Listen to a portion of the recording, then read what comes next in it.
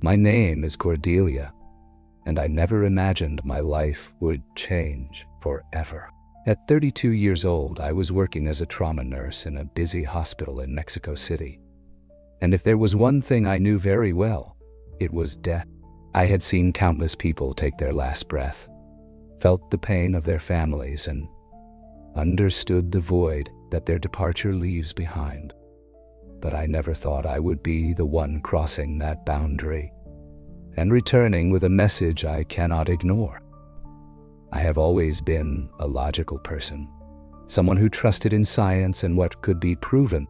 Before that day, I would have dismissed any stories of near-death experiences as the illusions of a dying brain, scientific explanations for something as abstract as the afterlife. But what I experienced showed me I was wrong. It was so real, so vivid, that it transformed my outlook on life, death, and what awaits us on the other side. It all began on an apparently ordinary morning. It was a Tuesday, and my shift at the hospital started at 6 in the morning. As always, the hallways were bustling with activity. Doctors, patients, monitor alarms, and whispers between colleagues. However, that day felt different. The emergency room was unusually quiet, almost as if the hospital was taking a breath before facing something greater. At 10:30 in the morning, I was checking on a teenager with a broken arm.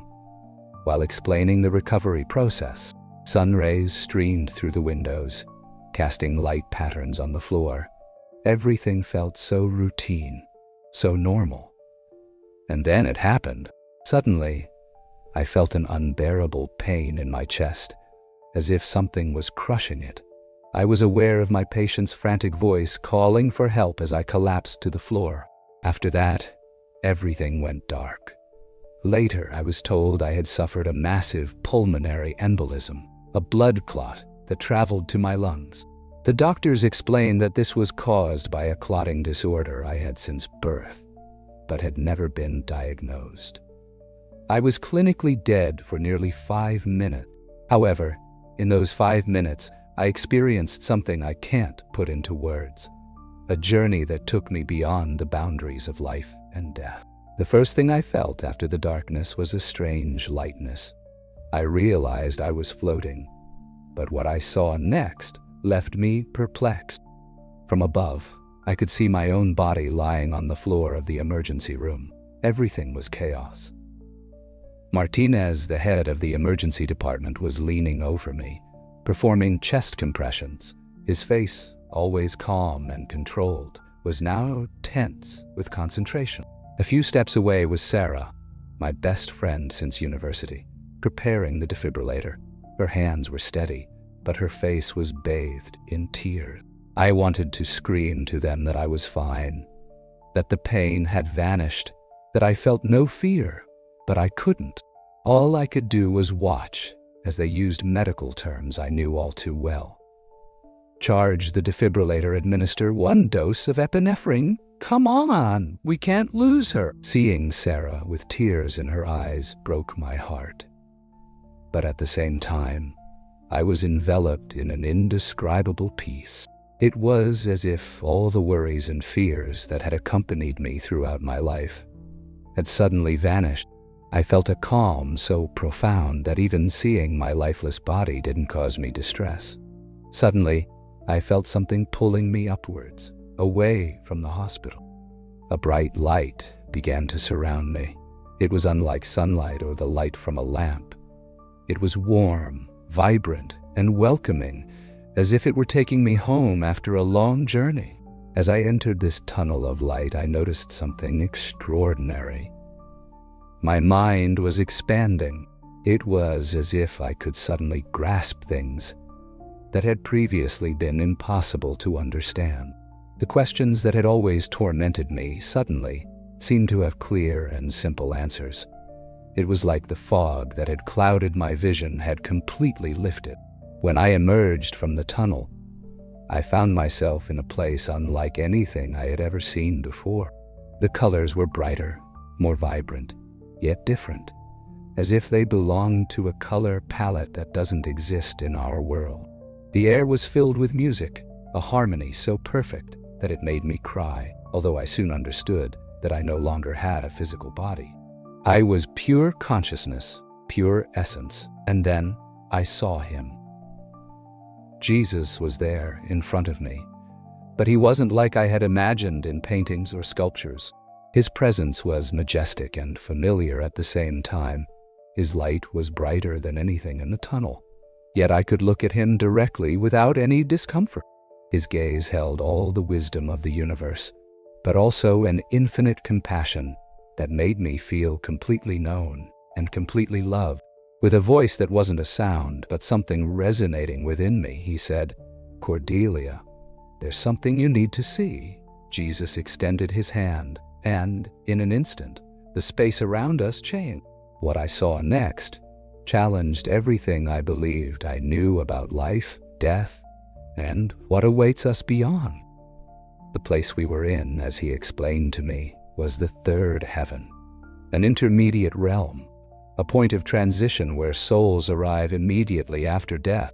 Jesus described it as a kind of divine station, a place of healing, learning, and preparation before moving on to what comes next. The realm was vast, infinite, as if it existed in dimensions that my earthly mind couldn't comprehend. It wasn't limited by physical laws or time, and every corner seemed to vibrate with a divine purpose. Although I didn't have a physical body, I could feel that every part of this place was alive.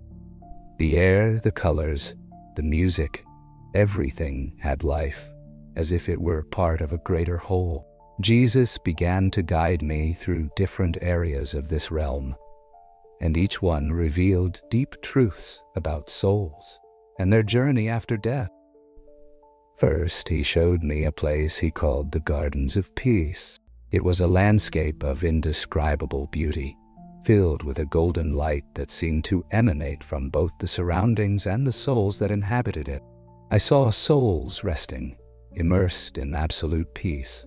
Some meditated in silence, others seemed to be in deep prayer, and others simply contemplated the incredible beauty around them.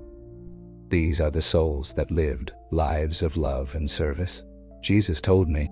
Here they find rest, understanding, and peace while they await the final resurrection. The landscape itself seemed to respond to the emotions and thoughts of the souls. I saw how colors and shapes changed softly, as if they were directly connected to the spiritual state of those present. Why do some souls shine brighter than others? I asked. Although my voice was not physical, but a thought transmitted directly to Jesus, he responded, "The light you see," he explained, "reflects how much they allowed divine love to flow through them during their earthly life. However, even here, they continue to grow, shining more as they deepen their connection with divine love." After a moment in the garden, Jesus took me to another place he called the learning halls, and what I saw there left me speechless. The space was filled with structures that looked like amphitheaters made of light. In them, newly arrived souls worked alongside beings of indescribable wisdom and compassion, divine teachers guiding the souls through a profound learning process. Here, the souls participated in something Jesus called life reviews, but it was not a judgment as I had imagined. There was no condemnation or punishment. Instead, the souls viewed their lives with a clarity and depth they had never experienced before. They could observe every action they had taken, every word they had spoken, and most strikingly, they could see the effects of those actions and words from the perspective of everyone they had affected. I saw a woman reliving a moment when she had shown kindness to a stranger. She had given money to a homeless man. In the review, she not only saw how that act allowed him to buy food that day, but she also saw how it restored his faith in humanity, prompting him to seek help and eventually change his life. The most astonishing thing was witnessing how that man in turn helped others, creating a domino effect that touched hundreds of lives. But I also saw souls facing their mistakes. One was reliving a moment of anger when she had cruelly shouted at her son. That soul was able to feel not only the immediate pain of the child, but also how that wound influenced his self-esteem and relationships over the years. This is not punishment, Jesus told me, sensing my concern. It is understanding. Each soul must see and understand the impact of their choices in order to evolve and progress in this place. Even the most painful moments were surrounded by love. The divine teachers helped souls understand the root of their mistakes to heal, and, in many cases, to send love and forgiveness to those they had hurt. In another corner of this realm, I saw something that filled me with wonder. Souls working together to aid the living on earth. Jesus explained to me that these were the spirits many people call guardian angels, although in reality, they were souls that had chosen to remain in this realm to guide and protect those still living. I recognized my grandmother. She looked vibrant, full of life.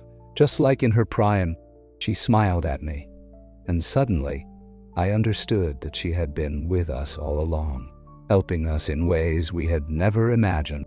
I saw how she had been beside my mother during her battle with cancer, giving her strength and comfort. I saw how she had stood by my brother on his wedding day, and even guided my hands during critical moments in the emergency room. Every prayer is heard. She said to me, "Your thoughts flow directly to me. Every moment of need is known. We cannot always avoid challenges as they are necessary for growth, but we can always send love, strength, and guidance." Finally, Jesus showed me a place he called the healing chambers. These were not physical rooms, but states of existence where souls carrying deep wounds, be it from traumas, addictions, or fears, were being gently healed by beings of pure light. This is what many religions do not understand. Jesus told me, no soul is beyond redemption. Even those who live the darkest lives have the capacity to transform. Divine love can heal any wound, no matter how deep. I saw how these souls faced the truths of their actions, process guided by infinite compassion. Some experienced the consequences of their deeds to fully grasp their impact. Others needed to reconnect with the divine love they had rejected in life. Each process was intense, but it was always surrounded by an understanding and a love that never wavered. As Jesus guided me through this realm, each place seemed to reveal something deeper about the purpose of our lives and the incredible power of love. But what he showed me next was even more shocking. Jesus took me to an area where souls seemed to be engaged in something beyond healing or learning. These souls were creating. These are the most advanced souls. Jesus explained to me, they have reached such a deep level of understanding that they now participate in the divine act of creation. What I saw left me even more astonished. These souls were working with pure energy, shaping themselves.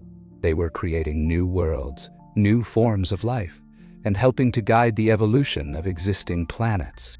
It was a beautiful and majestic process, full of purpose and harmony. Earth is just a small school in a vast universe of learning, Jesus said. There are countless realms and dimensions where souls can grow and evolve. The physical universe you know is just the beginning. However, what he showed me afterward broke my heart. Jesus took me to an area where souls were enveloped in deep darkness. This place was cold and isolated, completely different from the others I had seen. These are the souls that have chosen to remain in darkness. Jesus said to me sadly, they have not yet accepted the love or the healing that is offered to them. The most surprising thing was to see that even in this place, beings of light never gave up. They kept reaching out to these souls, offering them love, guiding them toward redemption. No matter how far they stray, they will always be given the opportunity to return to the light. It is only a matter of time, not destiny. Jesus then revealed something crucial about humanity. Earth is at a turning point, he explained to me. The decisions made now will determine the course of its future. He showed me visions of possible futures. Some were of indescribable beauty. I saw a world where humanity lived in harmony with nature, where technology was used for the well-being of all, and where love and wisdom guided every decision. But I also saw dark futures, suffering, destruction, and a planet devastated by humanity's selfish choices. The future is not written in stone, Jesus said. The key is love, not just as a feeling, but as an action. Every act of kindness, every moment of forgiveness, every decision made with love contributes to building a better future, not just for the earth. The next thing Jesus showed me was perhaps the most amazing of all. The connection among all souls and everything that exists. I suddenly saw what I would describe as a gigantic web of light connecting every living being. I could see how each action, each thought, created waves that affected the entire web. It was as if the whole universe was interwoven by the thread of love. This is what many people do not understand. Jesus told me, separation is the greatest illusion. Everything and everyone is connected. I saw how acts of love, even the smallest ones, created waves of light that illuminated the entire web, bringing healing and harmony to every corner of the universe.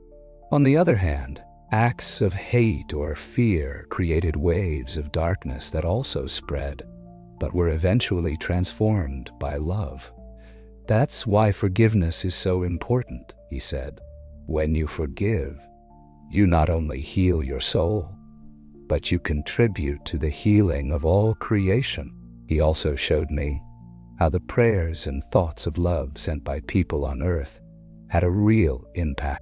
I saw how each sincere prayer created patterns of light that influenced the physical world and the spiritual realms.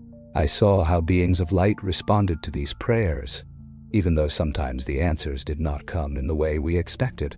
Finally, Jesus explained to me why I was seeing all of this. It is not your time yet, he said to me. You must return, but before, you have a mission. Tell what you have seen. Tell them that death is not the end, that each soul continues its journey, and that love is the most powerful force in the universe. Penetrated my soul. Love is not just, he continued. It is a choice that must be made again and again and again in every moment.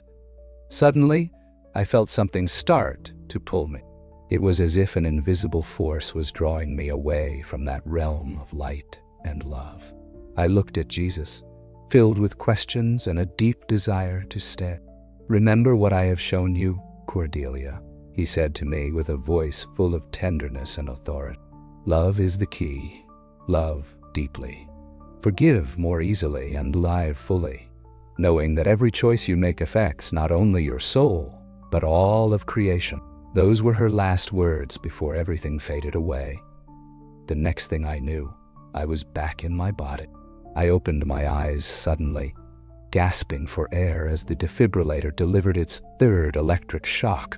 My colleagues were gathered around me, their faces a mix of relief and astonishment. According to the medical records, I had been clinically dead for 4 minutes and 52 seconds. But for me, those minutes contained an eternity of experiences, truths, and understanding. Since that day, I have never been the same. My perspective on life and death changed completely. I no longer fear death because I know it is not the end, but a transition to something much larger and more beautiful. However, I also learned to value life in a way I never had before. Every moment, every relationship, every decision is an opportunity to learn, to grow, to love. My work as a nurse took on a completely new meaning. Now, when I see my patients, I no longer just see their physical bodies. I see their bright and beautiful souls. Even in the darkest moments, I know that each of them is on a unique journey. filled with purpose and meaning, even if they can't see it at that moment. Sometimes, especially in the most challenging times in the emergency room, I can feel the presence of beings of light. They are there, guiding and comforting not only the patients but also us, the healthcare workers, who often carry the weight of difficult decisions. One of the most important lessons I learned is that the souls we have lost are not truly dead. They are more alive than ever, actively participating in a learning, healing, and creation process that transcends our earthly understanding. Death is not an eternal rest, but a step towards something much greater. The souls we love are growing, learning, and often helping us from the other side. The love we share with them doesn't fade. On the contrary, it strengthens as we move along our spiritual path. When I think of my grandmother, I now understand that she has always been with us. Their prayers, their love, and their guidance were present in the toughest moments, even when we couldn't perceive it. The same goes for every loved one we have lost. Now I share my story, not to convince anyone of a specific belief, but to offer hope and understanding. My experience taught me that we are all connected in ways we can hardly imagine. Every act of love, every moment of kindness, creates ripples that affect not just those around us, but the entire universe. Jesus showed me that our choices matter more than we can comprehend. Every decision to love instead of hate, to forgive instead of hold a grudge, to build instead of destroy, contributes to the fabric of light that supports all of creation. So today, I leave you with this message. Love is the force that moves the universe. No matter how small or insignificant our actions may seem, each one has the power to transform darkness into light, fear into hope, and separation into unity. The purpose of our life on earth is to learn to love more deeply, to forgive more quickly, and to live with purpose, knowing that our actions not only shape our own soul, but also contribute. The next time you look at the sky, remember that death is not the end. It is the beginning of a more fulfilling, more beautiful, and more connected existence than we could ever imagine. And until that moment comes for each of us, our task is simple yet profound: to live with love. If this story resonated with you, I want to invite you to share it. Like this video, comment on which part impacted you the most, and subscribe so you don't miss more stories.